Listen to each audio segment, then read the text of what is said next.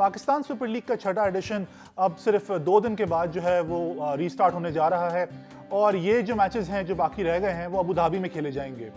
इससे पहले ये लीग मार्च में खेली जा रही थी, फरवरी और मार्च में कराची में, जब इसको पोस्टपोन करना पड़ गया था क्योंकि 6 प्लेयर्स को कोरोना वायरस हो गया था। उसके बाद काफ़ी एक डिमोरलाइजिंग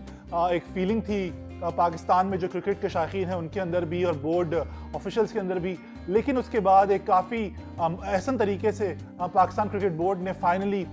इस लीग को ऑर्गेनाइज कराने का जो पूरा प्लान है उसको कामयाबी से ये लोग अब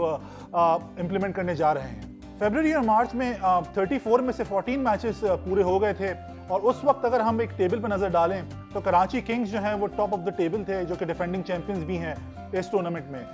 कोयटा ग्लैडिएटर्स जो हैं वो बॉटम ऑफ द टेबल थे, लेकिन अब जो है वो पूरी कॉम्प्लेक्शन पूरी तरह से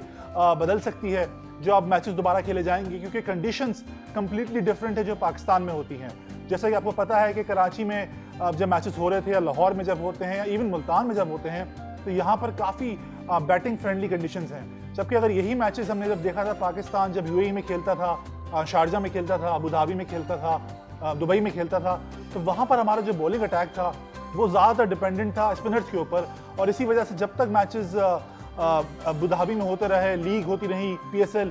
शारजा और दुबई में, तब तक जो है वो कोयटा ग्लैडिएटर्स की टीम जो थी वो एक बहुत ही एक पोर्टेंट फोर्स थी इन टर्म्स ऑफ उनकी जो रिजल्ट्स थे। लेकिन जैसे ये लीग पाकिस्तान मुंतकिल हुई वैसे ही कोयटा ग्लैडिएटर्स जो है वो एकदम से मुश्किलात का शिकार हो गई। लेकिन अब ये लीग वापस वहाँ चली गई है तो यकीनी तौर पर कोयटा ग्लैडिएटर्स और इवन मुल्तान सुल्तान्स को आप जो है वो रूल आउट नहीं कर सकते, क्योंकि इन दोनों टीम्स का स्पिन डिपार्टमेंट बहुत शानदार है। इस दफ़ा जो ये लीग हो रही है अबू धाबी में ये थोड़ी डिफरेंट होगी जो इससे पहले होती रही है PSL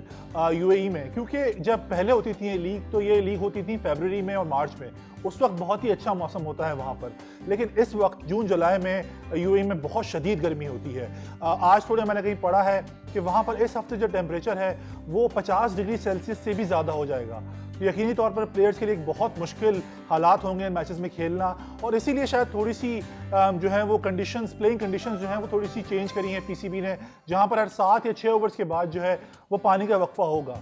यहीं पर हमें बात करनी पड़ेगी जो ये मैचेस होंगे इनके टाइमिंग थोड़े डिफरेंट होंगे, क्योंकि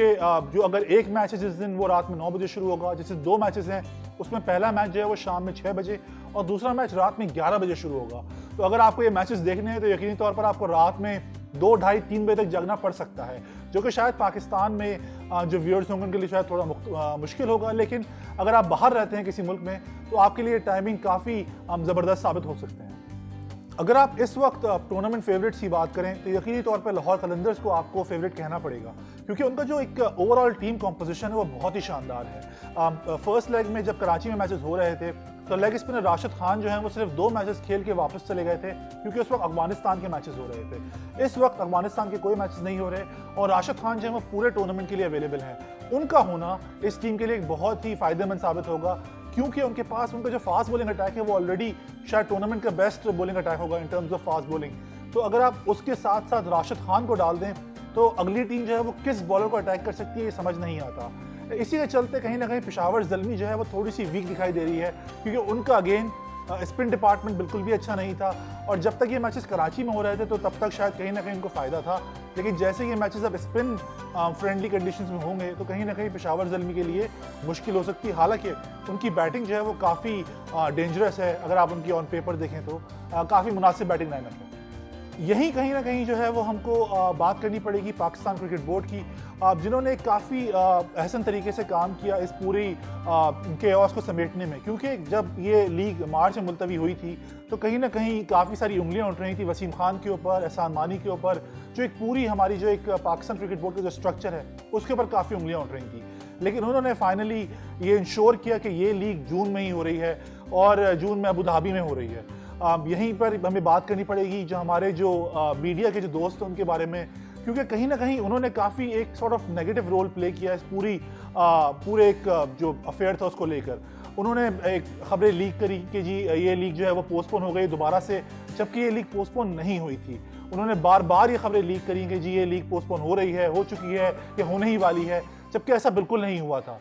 इसको बार बार क्लैरिफाई करना पड़ा PCB को आकर के नहीं जी लीग पोस्टपोन नहीं हुई है, हम लोग जा रहे हैं अबू धाबी। यहाँ तक हुआ है कि जब पाकिस्तान से क्रू मेंबर्स और PSL की टीम्स जो थी वो रवाना होने वाली थी और सिर्फ 2 घंटे का वक्त रह गया था, उस वक्त तक जो है वो हमारे जर्नलिस्ट दोस्त जो हैं वो ट्विटर पर आकर ये बार बार बता रहे थे कि लीग तो पोस्टपोन हो गई है, मीटिंग चल रही है, पता नहीं ना जाने क्या होने वाला है, लेकिन ऐसा कुछ नहीं हुआ। तो कहीं ना कहीं हम लोगों को थोड़ा सा ख्याल करना चाहिए, क्योंकि अगर आपका कोई पर्सनल वेंडेटा है, अगर आपको कोई पर्सनल प्रॉब्लम है with the PCB officials, that is fine, but अगर आप उसके चलते एक फजूल में जो है एक ब्रांड को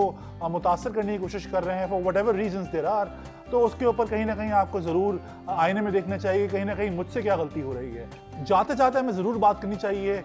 PCB के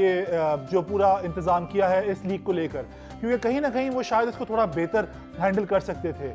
ईद से थोड़े दिन पहले ही एक प्रेस रिलीज आई थी जिसमें उन्होंने बताया था कि लीग जो है वो अब होने जा रही है दुबई या अबू धाबी में या UAE में, और उससे लेकर आखिर तक कोई बहुत ज़्यादा कम्युनिकेशन उन्होंने नहीं करी